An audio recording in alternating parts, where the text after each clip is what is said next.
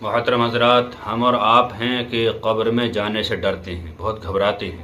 قبر کا نام سنتے ہی ہمارے ہوش اڑ جاتے ہیں۔ دیکھیے انبیاء کرام کی شان دیکھیے کہ وہ خود ہی جا کر اپنی قبر میں لیٹ جاتے ہیں۔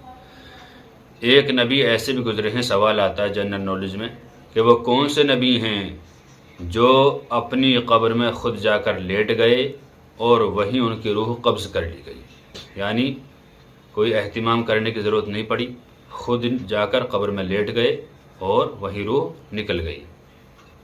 سوال بہت تعجب خیز ہے، ایسا کیسا ہوا؟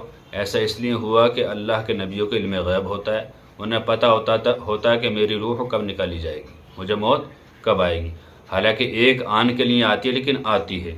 وہ نبی جو خود جا کر قبر میں لیٹ گئے تھے اور وہیں ان کی روح نکال لی گئی، وہ حضرت ہارون علیہ السلام ہیں، جو حضرت موسیٰ علیہ السلام کے ساتھ رہا کرتے تھے۔